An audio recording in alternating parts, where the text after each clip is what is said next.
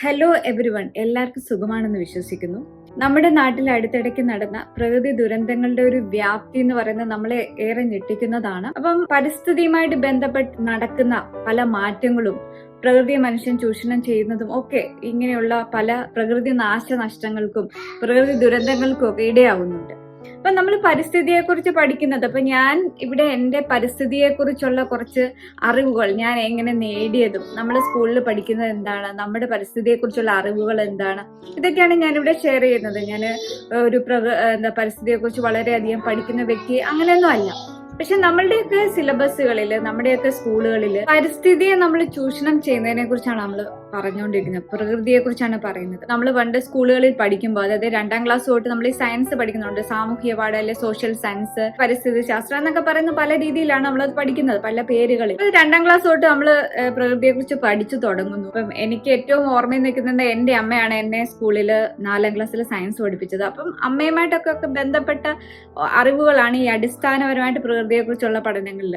ഞാനൊരു വലിയ അധികം പരിസ്ഥിതിയുമായിട്ട് ബന്ധപ്പെട്ട് പ്രവർത്തനങ്ങൾ ചെയ്തിട്ടുള്ള വ്യക്തിയോ അല്ലെങ്കിൽ അങ്ങനെയുള്ള വ്യക്തിയൊന്നും അല്ല. അധികം കൃഷി പോലും അങ്ങനെയൊന്നും ചെയ്തിട്ടുള്ള വ്യക്തിയൊന്നും അല്ല. പക്ഷെ നമ്മൾ പരിസ്ഥിതിയെ കുറിച്ച് പഠിക്കുമ്പോൾ നമ്മൾ ഏറ്റവും കൂടുതൽ ചെറുപ്പത്തിൽ പഠിച്ചിട്ടുള്ളത് വനനശീകരണം, മണ്ണൊലിപ്പ് എങ്ങനെ തടയാം, മരങ്ങൾ വെച്ചുടിച്ച് തടയാമെന്നും, അല്ലെങ്കിൽ പ്രകൃതിയെ മനുഷ്യൻ ചൂഷണം ചെയ്യുന്നു, വനനശീകരണം എന്തൊക്കെ അപകടങ്ങളാണ് ഉണ്ടാക്കിയിരിക്കുന്നത്, മനുഷ്യന്റെ ഇക്കോസിസ്റ്റത്തെ എങ്ങനെയാണ് അത് താറുമാറാക്കിയിരിക്കുന്നത്, ഇങ്ങനെയുള്ള കുറെ കാര്യങ്ങൾ നമ്മൾ സ്കൂളുകളിൽ പഠിച്ചു വരുന്നുണ്ട്. അപ്പം ഇതിനകത്ത് പഠിക്കുന്ന കുറെ പ്രകൃതി ദുരന്തങ്ങളുണ്ട്. വെള്ളപ്പൊക്കം വരുന്നതും, ഭൂകമ്പങ്ങൾ വരുന്നു, മഴക്കെടുതികൾ, ഇതൊക്കെ നമ്മുടെ കാലങ്ങളായിട്ട് നമ്മൾ കണ്ടുവരുന്ന ഒരു കാര്യങ്ങളാണ്.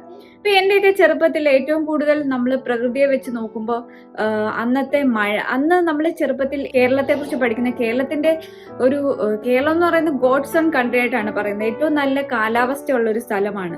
എല്ലാം മിതമായിട്ടാണ് കിട്ടുന്നത്. അധികം ചൂടുമില്ല, അധികം തണുപ്പുമില്ല, എന്നാൽ കുറെ മഴ ലഭിക്കുന്നു. അപ്പം കൃഷി നല്ലപോലെ നടക്കുകയും എപ്പോഴും ഒരു പച്ചപ്പാണ് എപ്പോഴും കേരളത്തിനെ അങ്ങനെ ഒരു വലിയ ഗോഡ്സ് ഓൺ കൺട്രി എന്നുള്ള രീതിയിലാണ് നമ്മളെല്ലാം അഭിമാനം കൊണ്ട് നോക്കിക്കൊണ്ടിരുന്നത്. ഇന്ത്യയുടെ ഒരു ഭൂപടത്തിൽ കേരളം എടുത്ത് നോക്കുമ്പോൾ, ഇന്ത്യ ആകെ നമ്മൾ ജോഗ്രഫിക്കലി നോക്കുമ്പോൾ കേരളത്തിന് അതിൻ്റെതായ പ്രത്യേകതയും പച്ചപ്പും ഭംഗിയും മനോഹാരിതയും ഒക്കെ ഉണ്ട്. കേരളത്തിന്റെ പ്രത്യേകത എന്ന് പറയുന്നത്, കേരളം ഈ ഒരു വലിയ മലയ്ക്കും സഹ്യപർവ്വതത്തിനും ഒരു കടലിനും ഇടയ്ക്ക് നിൽക്കുന്നതുകൊണ്ട് അതിന് തൊട്ടപ്പുറത്ത് കിടക്കുന്ന സംസ്ഥാനത്തെക്കാൾ കൂടുതൽ മഴ ലഭിക്കുകയും ഒക്കെ ചെയ്യുന്ന ഒരു സ്ഥലമാണ്. അപ്പൊ എന്റെ ചെറുപ്പത്തിൽ കേരളത്തിനെ കുറിച്ച് അതിലെ കാലാവസ്ഥയെ കുറിച്ചൊക്കെ വളരെ നല്ല അഭിപ്രായങ്ങളൊക്കെയാണ് നമ്മൾ കേട്ടിട്ടുള്ളത്. ദുരന്തങ്ങളൊക്കെ വളരെ കുറവാണ്. അപ്പൊ പ്രകൃതിയെ കുറിച്ച് നമ്മൾ പഠിക്കുന്നത് തന്നെ പ്രകൃതിയെ എങ്ങനെ സംരക്ഷിക്കണം, പ്രകൃതി സംരക്ഷണമൊക്കെ എങ്ങനെ നമ്മുടെ ജീവിതത്തിന്റെ ഭാഗമാക്കണമെന്നും നമ്മൾ എത്രത്തോളം അതിൽ ഉത്തരവാദിത്വം ഏറ്റെടുക്കണമെന്നൊക്കെയാണ് നമ്മൾ സ്കൂളുകളിലൊക്കെ പഠിക്കുന്നത്. അപ്പം പ്രകൃതിയെ മനുഷ്യൻ നശിപ്പിക്കുന്നു എന്നൊക്കെ നമ്മൾ പഠിച്ചിട്ടുണ്ട്. ഏറ്റവും കൂടുതൽ ഞാൻ പെട്ടെന്ന് ഓർക്കുന്ന ഭൂമിക്കൊരു ചരമഗീതം എന്ന് പറയുന്ന ഒരു പാഠം 6ാം ക്ലാസ്സിൽ ONV കുറുപ്പിന്റെ ഒരു പദ്യം നമ്മൾ പഠിച്ചിട്ടുണ്ട്. അതേപോലെ അതായത് ഗ്ലോബൽ വാർമിങ്ങിനെ കുറിച്ചാണ് പറയുന്നത്. പ്രകൃതിയെ മനുഷ്യൻ നശിപ്പിച്ചുകൊണ്ടിരുന്ന് കൃഷിക്ക് വേണ്ടി, മറ്റു ആവശ്യങ്ങൾക്ക് വേണ്ടി പ്രകൃതിയെ ദുരുപയോഗം ചെയ്തിട്ടാണ് പ്രകൃതി ദുരന്തങ്ങൾ ഉണ്ടാവുന്നത്, പ്രകൃതി താണ്ഡവമാടുന്നതെന്നൊക്കെയുള്ള ഒരു അറിവ് നമുക്ക് ലഭിച്ചിട്ടുണ്ട്. അപ്പം ചെറുപ്പ കാലഘട്ടത്തൊക്കെ എന്റെ വീടിനടുത്തൊക്കെ ആണെങ്കിൽ ഞങ്ങളുടെ സ്ഥലം ധാരാളം കരിങ്കൽ ക്വാറികളുള്ള സ്ഥലമാണ്. എഴുമറ്റൂർ എന്ന് പറയുന്ന സ്ഥലം തന്നെ കല്ലിനാണ് ഏറ്റവും പ്രശസ്തി ആർജിച്ച ഒരു സ്ഥലമാണ്. അപ്പം ഞങ്ങളുടെ വീട്ടിലൊക്കെ തൊട്ടടുത്ത് ധാരാളം കരിങ്കൽ ക്വാറികളുണ്ട്. അപ്പം ഇന്ന് കുറെ ആധുനിക സംവിധാനങ്ങളൊക്കെ ഉണ്ട്. പണ്ട് ഇതുപോലെ വന്ന് മരുന്ന് നിറച്ച് വെടി പൊട്ടിച്ചിട്ടൊക്കെയാണ് അന്ന് കല്ല് വേർപെടുത്തുന്നത്. അപ്പൊ നമ്മൾ അവര് വെടിയേന്ന് വിളിക്കുമ്പോൾ നമ്മളൊക്കെ ഷെയ്ഡിനടിയിൽ പോയി നിൽക്കുകയും ഒക്കെ ചെയ്യുന്ന ഓർക്കുന്നുണ്ട്. അപ്പൊ നമ്മുടെ വീടൊക്കെ ഓടിട്ട വീടാണ്. അപ്പൊ ഈ ചീളുകളൊക്കെ വന്ന് വീണ് കഴിഞ്ഞാൽ ഓടൊക്കെ അവിടെ ഇവിടെയൊക്കെ പൊട്ടും. അപ്പം മഴ പെയ്യുമ്പോൾ അതിലൊക്കെ ചോർന്നൊലിക്കും.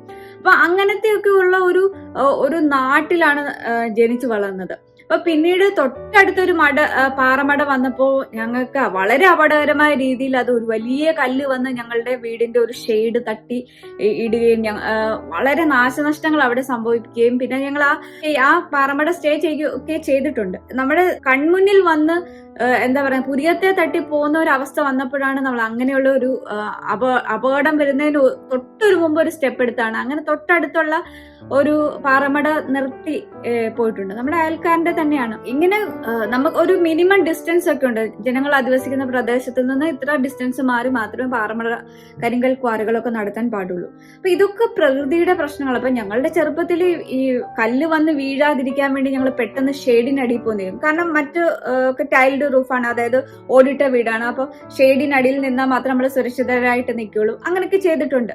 അപ്പം അതൊക്കെ അപ്പൊ ഇന്ന് ധാരാളം പാറമടകൾ ആ സ്ഥലത്തുണ്ട്. അപ്പം അതൊക്കെ ഞാൻ ഓർക്കുകയാണ്. പിന്നെ നമ്മൾ പിന്നെ വനനശീകരണത്തെ കുറിച്ചൊക്കെ പഠിക്കുമ്പോൾ എന്താ പറയുന്ന, മനുഷ്യൻ വനത്തെ ചൂഷണം ചെയ്യുന്നു എന്നൊക്കെ പറയുന്നു. അതുപോലെ മരങ്ങൾ വെട്ടുന്ന മണ്ണൊലിച്ചു പോകുന്നു. അതുപോലെ ലാൻഡ് സ്ലൈഡ്സ്, അതായത് ഉരുൾപൊട്ടൽ ഇതുപോലെയൊക്കെ ഉണ്ടാവുന്നു. ഇങ്ങനെയൊക്കെ കേട്ടിട്ടുണ്ട്. അതുപോലെ മഴയുടെ ഒരു കേസ് എന്ന് പറയുമ്പോൾ, മഴ നമുക്ക് വളരെ ആവശ്യത്തിന് മാത്രമേ ലഭിച്ചിരുന്നുള്ളൂ. ഇപ്പൊ ഞങ്ങളുടെയൊക്കെ സ്ഥലത്ത് വരൾച്ച ധാരാളം ഉണ്ടായിരുന്നു. ചെറുപ്പകാലത്ത് അവിടെ വെള്ളം കുറേ സ്ഥലത്ത് ഈ പാറയൊക്കെ ഉള്ളത് കൊണ്ട് തന്നെ അവിടെ വെള്ളം തങ്ങി നിൽക്കില്ല. അപ്പം വെള്ളത്തിന്റെ ധാരാളം ബുദ്ധിമുട്ടുകൾ ഉണ്ടായിരുന്നു. അപ്പം അങ്ങനെയൊക്കെ പല പ്രകൃതിയുമായിട്ട് ബന്ധപ്പെട്ട പല പ്രശ്നങ്ങളും മനുഷ്യന് ഉണ്ടായിരുന്നു കേരളത്തിലാണെങ്കിൽ പോലും. പക്ഷെ നമ്മുടെ ഒരു പാരമ്പര്യം, അല്ലെങ്കിൽ നമ്മുടെ ഒരു കേരളത്തിന്റെ ഒരു പാരമ്പര്യം വെച്ച് നോക്കുമ്പോൾ നമ്മളെല്ലാം എന്താ പറയുന്ന, വലിയ ബിസിനസ്സുകാരോ അല്ലെങ്കിൽ അങ്ങനെയുള്ളവരൊന്നുമല്ല. മെജോറിറ്റി ആൾക്കാരും കൃഷി ചെയ്തിട്ടാണ്, കൃഷിയെ ആശ്രയിച്ചിട്ട് തന്നെയാണ് ജീവിച്ചിരുന്നത്. അപ്പൊ അതുകൊണ്ട് തന്നെ മനുഷ്യൻ കൃഷി ചെയ്യുകയും ഒക്കെ ചെയ്തിരുന്നു. അതുപോലെ അതിനേക്കാളും മുന്നിലേക്ക് നമ്മൾ നോക്കുക, അതായത് പഴയ കാലത്തേക്ക് നോക്കുമ്പോൾ മനുഷ്യൻ കൃഷി ചെയ്യുന്നതിനേക്കാൾ കൂടുതലും പ്രകൃതിയിലെ വിഭവങ്ങൾ വെച്ചിട്ടാണ് നമ്മൾ ജീവിച്ചിരുന്നത്. അതായത് വനത്തിനോടടുത്തുള്ളവർ, അതായത് സഹ്യപർവ്വതം അല്ലെങ്കിൽ ഈ വനമേഖലയോട് അടുത്തുള്ളവർ വനത്തിലെ റിസോഴ്സസുകൾ ഉപയോഗിച്ചു, തീരപ്രദേശങ്ങളിൽ താമസിക്കുന്ന കടലിലെ റിസോഴ്സ് ഉപയോഗിച്ചൊക്കെയാണ് ജീവിച്ചിരുന്നത്. അപ്പൊ അത് പഴയ ഹിസ്റ്ററി, കേരളത്തിന്റെ പഴയ പുരാതന ഹിസ്റ്ററിയിലൊക്കെ നോക്കുമ്പോൾ ഇതൊക്കെയാണ്. അതായത് കൃഷിയേക്കാൾ കൂടുതൽ നമ്മുടെ എല്ലാവരും ആ ഭൂപ്രദേശത്ത് എന്താണ് ലഭിക്കുന്നത് അതിനെ യൂട്ടിലൈസ് ചെയ്തിട്ടാണ് ആൾക്കാർ ജീവിച്ചിരുന്നത്. അതിനെ ക്രയവിക്രയം നടത്തിയിട്ടാണ് ജീവിച്ചിരുന്നത്. അതായത് കടലിന്റെ അടുത്ത് താമസിക്കുന്നവർ അവർ മത്സ്യങ്ങളെ പിടിച്ച് പർവ്വതങ്ങളുടെ അടുത്ത് താമസിക്കുന്നവരിലേക്ക് കൊടുക്കുന്നു. അവരവിടുത്തെ റിസോഴ്സസ് കൊണ്ടുവന്ന് കായ്കനികളും മറ്റ് വനത്തിലെ വിഭവങ്ങൾ കൊണ്ടുവന്ന് തീരപ്രദേശങ്ങളിലുള്ളവർക്ക് കൊടുക്കുന്നു. ഇങ്ങനെ ഒരു ബാർട്ടർ സിസ്റ്റത്തിലൂടെയൊക്കെയാണ് കേരളത്തിന്റെ പുരാതന ചരിത്രങ്ങളിലൊക്കെ അന്ന് മനുഷ്യൻ ജീവിച്ചിരുന്നത്. അത് കഴിഞ്ഞിട്ടാണ് കൃഷി വ്യാപകമായി കണ്ടെത്തുന്നു, എവിടെയും കൃഷി ചെയ്യാം, അങ്ങനെയൊക്കെ നമ്മൾ കണ്ടെത്തി. പക്ഷെ ഇന്നെന്ന് പറയുന്ന കേരളത്തിൽ കൃഷിയേക്കാൾ കൂടുതൽ ഇന്നത്തെ ജനറേഷൻ കൂടുതൽ എന്താ പറയുക ജോലിക്കാരായിട്ട് മാറുകയാണ് ചെയ്യുന്നത്. വിദ്യാഭ്യാസവും എല്ലാവരും നേടുകയും എല്ലാവരും സാക്ഷരരാകുകയും ലിറ്ററസി 100% ഒക്കെ നേടുകയും ചെയ്യുമ്പോൾ എല്ലാവർക്കും ഈ കേരളത്തിൽ എല്ലാവർക്കും ജോലി കിട്ടാനുള്ള ഒരു അവസ്ഥ ഇല്ലാത്തത് കൊണ്ട് എല്ലാവരും പുറം രാജ്യങ്ങളിലേക്ക് പോവുകയും ചേക്കേറുകയും അവിടുന്ന് എന്താ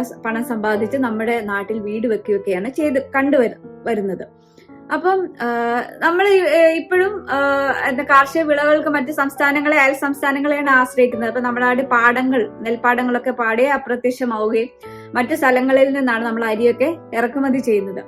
അപ്പം നമ്മുടെ നാട്ടിൽ ഇപ്പൊ കൃഷിയല്ല, കൃഷിയേക്കാൾ കൂടുതൽ എല്ലാവരും ജോലിയാണ് ആശ്രയിക്കുന്നത്. അപ്പോഴും ബിസിനസ് വളരെ കുറവാണ്. ബിസിനസ് ഇപ്പൊ ഗുജറാത്ത് പോലെയുള്ള ഒരു സംസ്ഥാനമൊക്കെ ബിസിനസ് ഓറിയന്റഡ് ആണ്. അവരുടെ കുലത്തൊഴിലും അങ്ങനെ ഉള്ള രീതിയിലാണ് അവർ കൊണ്ടുപോകുന്നത്. പക്ഷെ നമ്മുടെ നാട്ടിൽ ഇപ്പോഴും കൂടുതലും ജോലിക്കാരെയാണ്. അതായത് പുറത്തു പോയി ജോലി ചെയ്യുന്നു, അവരെ സമ്പാദിക്കുന്നു, അവർ നാട്ടിൽ വന്ന് വലിയ വീട് വെക്കുന്നു. അപ്പൊ നമ്മുടെ കേരളത്തിന്റെ ഒരു ചരിത്രം എന്ന് പറയുന്നത് ഓരോ ജനറേഷനിൽ ഇത് മാറിക്കൊണ്ടേയിരിക്കുകയാണ്. അപ്പൊ ഇന്നത്തെ ജനറേഷൻ കൃഷിക്കാരല്ല, എല്ലാവരും ജോലിക്കാരാണ് കൂടുതൽ. പുറത്ത് ജോലി ചെയ്യുന്നവർ തന്നെയാണ്. അപ്പൊ പുറത്ത് ജോലി ചെയ്തിട്ട് അവരെന്ത് ചെയ്യുന്നു, ജോലി ചെയ്ത ആ പൈസ പണം സമ്പാദിച്ച കുടുംബത്തിലേക്ക് അയക്കുന്നു. അപ്പൊ അവര് വലിയ വീട് വെക്കുന്നു. അങ്ങനെ കേരളത്തിന്റെ വടക്ക് തൊട്ട് അങ്ങോളം ഇങ്ങനെ തെക്ക് വരെ വലിയ വലിയ വീടുകൾ ഇങ്ങനെ നിരന്ന് നിൽക്കുകയാണ്. അപ്പോഴും നമ്മള് മനസ്സിലാക്കേണ്ട ഒരു കാര്യമുണ്ട്, കേരളത്തിന്റെ ഭൂപ്രകൃതിയിൽ എല്ലാ സ്ഥലത്തും വീടിന് അനുയോജ്യമായ സ്ഥലമാണോ? അല്ല. ഇതിനെക്കുറിച്ചൊന്നും നമ്മൾ പഠിക്കുന്നതേയില്ല, ഇതിനെക്കുറിച്ചൊന്നും നമ്മൾ കെയർ ചെയ്യുന്നതേയില്ല. എത്രയോ വയലുകൾ നികത്തി മണ്ണിട്ടാണ് പല മണിമാളികകളും ഉണ്ടാക്കിയിരിക്കുന്നത്. അതുപോലെ കുറെ ഫ്ലാറ്റിന്റെ പ്രശ്നങ്ങളൊക്കെ നമ്മളറിയാം, മരട് ഫ്ലാറ്റ്, അങ്ങനെ കുറെ ഫ്ലാറ്റൊക്കെ പൊളിക്കേണ്ടി വന്നു. അങ്ങനത്തെ കുറെ പ്രശ്നങ്ങളാണ്. പ്രകൃതിയെ ചൂഷണം ചെയ്ത് നമുക്ക് ചെയ്യാൻ പറ്റാത്ത സ്ഥലത്തൊക്കെയാണ് വലിയ വലിയ കെട്ടിടങ്ങളൊക്കെ നമ്മൾ വച്ചിരിക്കുന്നത്.